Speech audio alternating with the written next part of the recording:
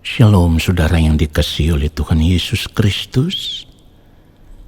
Mari siapkan hati kita untuk masuk di dalam mezbah syukur hari ini. Seperti firman Tuhan katakan, jika engkau makan atau jika engkau minum atau jika engkau melakukan sesuatu yang lain, lakukanlah semuanya itu untuk kemuliaan Allah.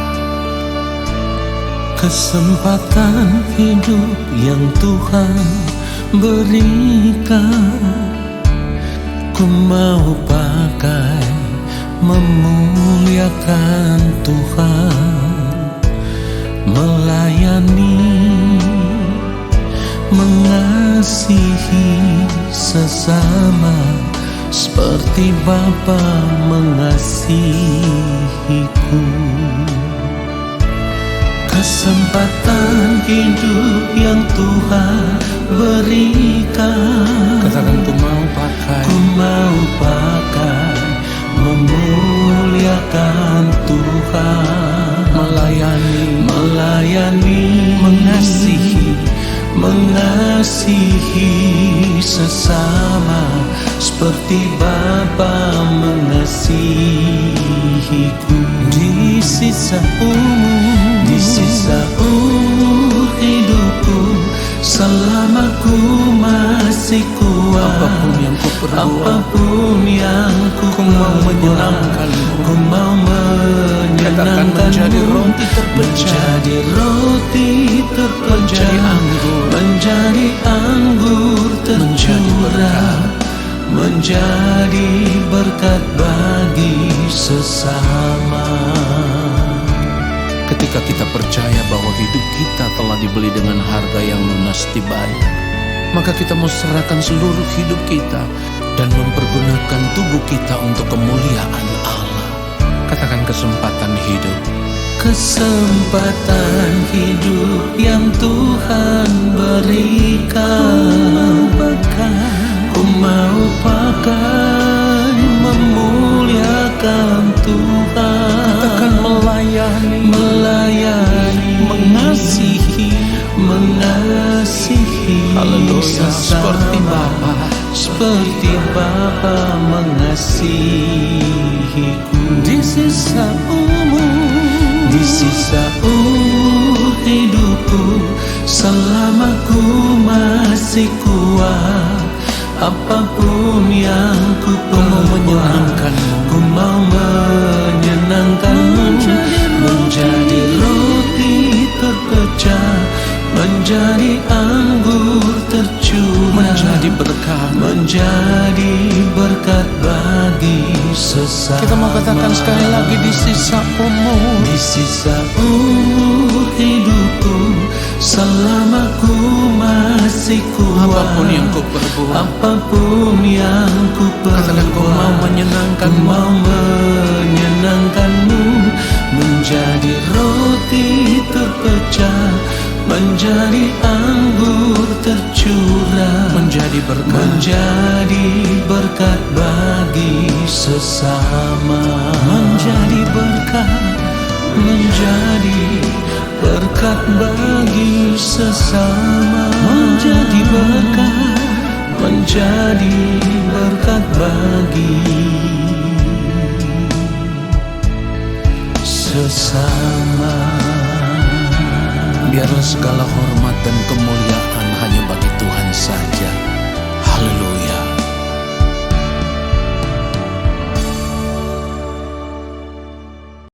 Mari kita berdoa. Bapa yang Maha Kudus, Allah yang Maha Mulia, kami mau mendengarkan kebenaran firman-Mu ya Tuhan. Roh Kudus Tuhan, kiranya buat kami semakin mengerti akan kebenaran firman-Mu, lalu kami hidup sesuai dengan firman-Mu. Di dalam nama Tuhan Yesus Kristus kami berdoa. Haleluya. Amin. Saudara yang dikasihi oleh Tuhan Yesus Kristus, kita harus mengerti bahwa kekayaan hidup kita yang sesungguhnya sebagai orang percaya adalah ketika kita benar-benar mengasihi Tuhan dengan segenap hati kita, dengan segenap jiwa dan segenap akal budi. Saudara, kalau kita sungguh-sungguh mengasihi Tuhan, maka kita akan berhenti dari segala pencarian akan kebahagiaan dan kesenangan hidup dunia. Kenapa demikian? Karena ketika hati kita hanya ditujukan kepada Tuhan, ya, maka dunia dengan segala kesenangannya menjadi tidak menarik lagi di mata kita. Nah, pada akhirnya kita hanya berusaha untuk hidup menyukakan dan menyenangkan hati Tuhan. Saudaraku, hati yang sungguh-sungguh mengasihi Tuhan akan membuat kita setiap saat ingin ada di hadirat Tuhan, setiap saat ingin berjumpa dengan Tuhan, setiap saat ingin berbicara dengan Tuhan. Rasa kasih kita yang tulus kepada Tuhan akan menjadi seperti magnet yang begitu kuat untuk selalu melekat dengan Tuhan. Dan apapun yang kita lakukan, akan kita lakukan semuanya hanya untuk kemuliaan Tuhan. Namun tentu hal ini memang sulit untuk dijelaskan secara lengkap. Bahkan tidak akan pernah bisa dimengerti kalau kita tidak benar-benar mengalaminya sendiri. Nah, saudaraku, orang percaya yang mengalami akan hal ini atau memiliki pengalaman hidup seperti ini, maka sesungguhnya ia sudah menemukan kekayaan hidup yang sejati.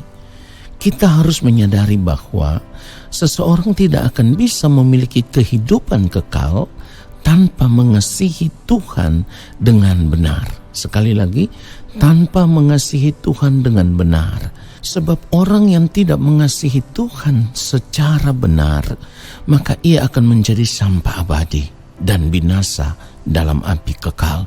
Itulah yang harus kita ingat. Oleh sebab itu, saudaraku, kita tidak boleh merasa sudah memiliki anugerah hanya karena kita merasa sudah percaya kepada Tuhan Yesus. Kita harus selalu ingat bahwa anugerah itu adalah tanggung jawab yang harus dikerjakan. Nah, firman Tuhan katakan, kerjakanlah keselamatanmu dengan takut dan gentar. Mengerjakan keselamatan yang benar harus dimulai dengan memiliki hati yang sungguh-sungguh mengasihi Tuhan lebih dari apapun. Jika kita belum mencapai hal ini, berarti kita belum memiliki anugerah, saudaraku. Ingat, Tuhan menebus kita supaya kita keluar dari cara hidup kita yang sia-sia. Seperti yang dikatakan di dalam 1 Petrus 1 ayat 17-18. Dan jika kamu menyebutnya Bapa, yaitu Dia yang tanpa memandang muka menghakimi semua orang menurut perbuatannya, maka hendaklah kamu hidup dalam ketakutan selama kamu menumpang di dunia ini. 18. Sebab kamu tahu bahwa kamu telah ditebus dari cara hidupmu yang sia-sia, yang kamu warisi dari nenek moyangmu. Itu bukan dengan barang yang fana, bukan pula dengan perak atau emas. Saudaraku, jika demikian kita harus berusaha menjadi manusia seperti yang dikehendaki oleh Allah, karena kita sudah ditebus. Menjadi manusia seperti yang dikehendaki oleh Allah tidak bisa dengan cara lain selain kita harus terus membangun persekutuan dengan Allah. Dan ingat, bersekutu dengan Allah bukan supaya kita bisa memanfaatkan Tuhan untuk menjalani hidup ini dengan cara kita sendiri, tetapi kita harus menjadi pribadi yang mengasihi Tuhan dengan segenap hati kita, dengan segenap jiwa dan akal budi. Sehingga apapun yang kita lakukan, semuanya hanya untuk kepentingan Tuhan semata-mata. Saudara yang dikasihi oleh Tuhan Yesus Kristus, kalau kita tidak mengasihi Tuhan dengan segenap hati, jiwa, dan akal budi, berarti kita tidak mengasihi diri kita sendiri. Hal ini sama artinya dengan kita sedang membinasakan diri kita sendiri. Nah, saudaraku, selama ini ada begitu banyak orang percaya yang mengasihi dirinya sendiri dengan cara yang salah, yaitu mereka selalu berusaha untuk mengasihi diri dengan berbagai perhiasan dan dengan fasilitas hidup, dan selalu berusaha menarik perhatian orang supaya orang lain bisa menghormati mereka. Tetapi cara hidup seperti ini justru akan mencelakakan diri mereka sendiri, saudaraku. Kalau kita tidak mengasihi diri kita sendiri secara benar, maka kita tidak akan dapat mengasihi sesama. Sebab untuk mengasihi orang lain dasarnya adalah dengan mengasihi diri kita sendiri secara benar dulu, saudaraku.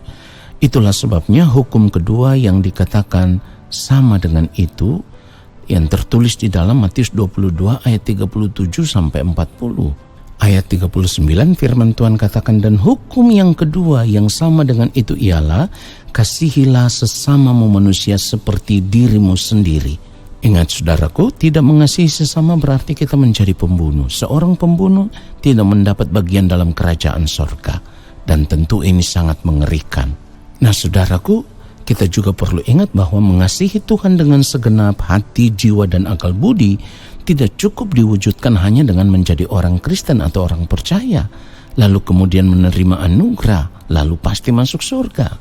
Tetapi mengasihi Tuhan secara benar harus diwujudkan dengan cara hidup kita yang terus berubah dari cara hidup yang lama, lalu mengenakan hidup yang baru, yaitu hidup sama seperti Kristus telah hidup. Oleh sebab itu suasana jiwa kita harus mulai diubah. Seperti yang dikatakan firman Tuhan dalam 1 Petrus 1 ayat 3 sampai ayatnya yang kelima, nanti saudara baca.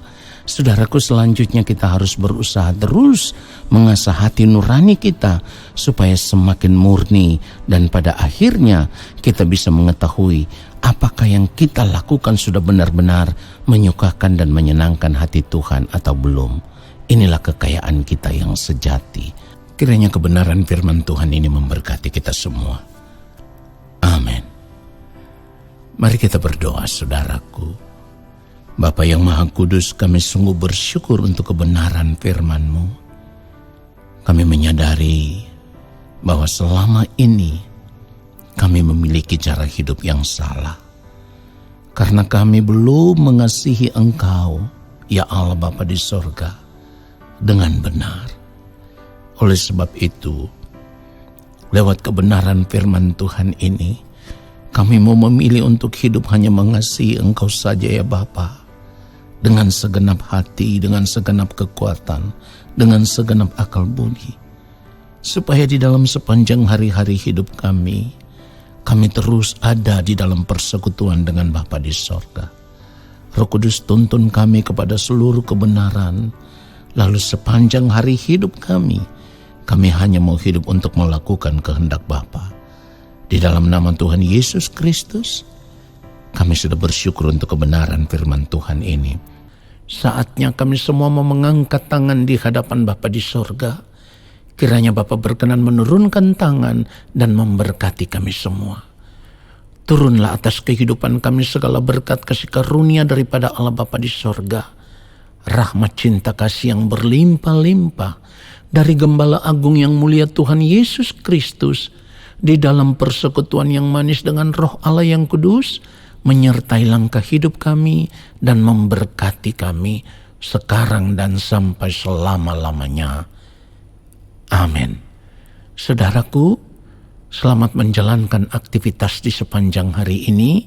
Tuhan Yesus memberkati kita semua. Shalom.